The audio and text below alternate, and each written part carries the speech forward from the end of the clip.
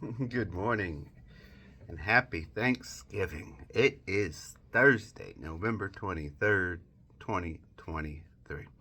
With it being Thanksgiving, we have our regular daily lectionary reading and our Thanksgiving text. And since it's Thanksgiving, I'm going to do the Thanksgiving text.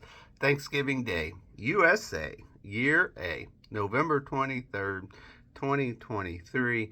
And with it being the Thanksgiving text, it is going to be like we're at a worship service instead of the three texts. So our first reading, Deuteronomy 8, 7 through 18. For the Lord your God is bringing you into a good land, a land with flowing streams, with springs and underground waters, welling up in valleys and hills, a land of wheat and barley, of vines and fig trees and pomegranates, a land of olive trees and honey, a land where you may eat bread without scarcity, where you will lack nothing, a land whose stones are iron, and from those hills you may mine copper.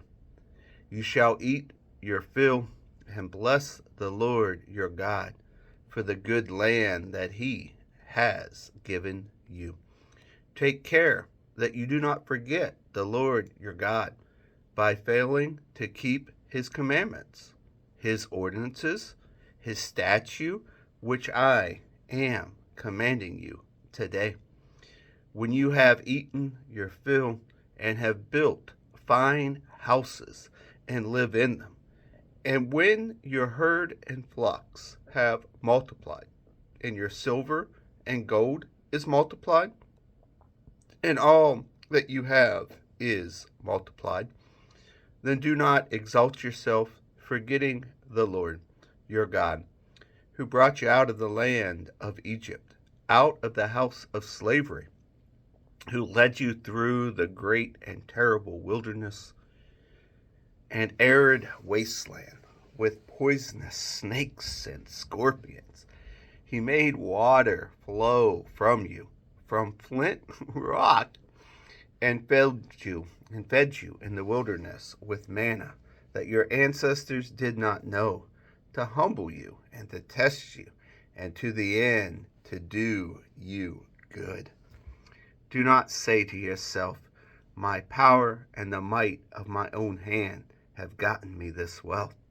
But remember the Lord your God, for it is he who gives you power to get wealth, so that he may confirm his covenant that he swore to your ancestors, and he is doing today. Our psalm reading, Psalm 65. Praise is due to you, O God, in Zion, and to you shall vows to be performed.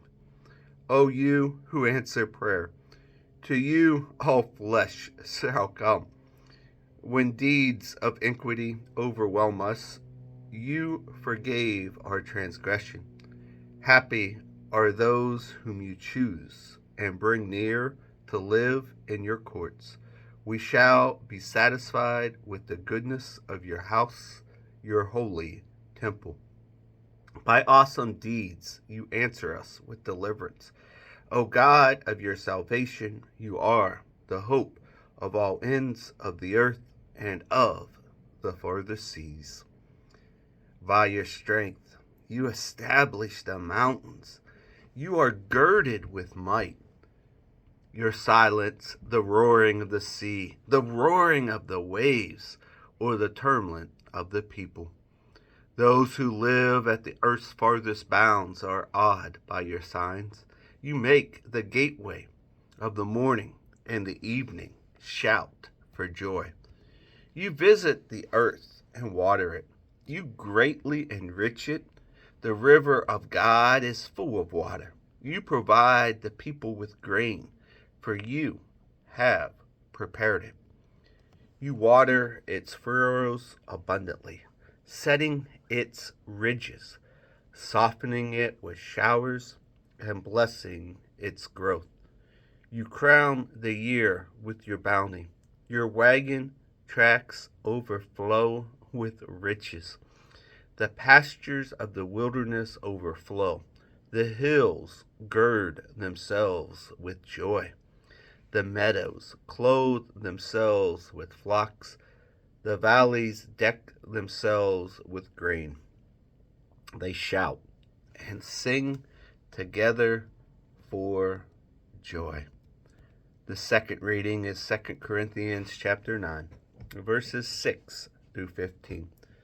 The point is this: the one who sows sparingly will also reap sparingly, and the one who sows bountifully will also reap bountifully. Each of you must give as you have made up your mind, not reluctantly or under compulsion, for God loves a cheerful giver, and God is able to provide you with every blessing in abundance, so that by always having enough of everything, you may share abundantly in every good work. As it is written, He scatters abroad, He gives to the poor. His righteousness endures forever. He who supplies seed to the sower and bread for the food will supply and multiply your seed for sowing and increase the harvest of your righteousness. You will be enriched in every way for your great generosity, which will produce thanksgiving to God through us. For the rendering of the ministry not only supplies the need of the saints, but also overflows with many thanksgiving to God. Through the testing of this ministry, you glorify God by your obedience to the confession of the gospel of Christ, and by the generosity of your sharing with them and with all others, while they long for you and pray for you because of the surpassing grace of God that He has given you. Thanks be to God for this incredible gift. The gospel reading is the Gospel of Luke, chapter 17, verses 11 through 19. On the way to Jerusalem, Jesus was going through the region between Samaria and Galilee. As he entered a village, 10 lepers approached him, keeping their distance. They called out, saying, "Jesus, Master, have mercy on us." When he saw them, he said to them, "Go and show yourself to the priest." As they went, they were made clean. Then one of them, when he saw that he was healed, turned back, praising God with a loud voice. He prostrated himself at Jesus' feet and thanked him. And he was a Samaritan. Then Jesus asked, "Were not 10 made clean? But the other 9, where are they?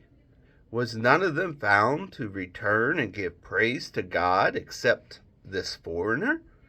Then he said to him, "Get up and go on your way. Your faith has made you well." And here ends our readings. And once again, happy Thanksgiving. I hope it is a beautiful day for you.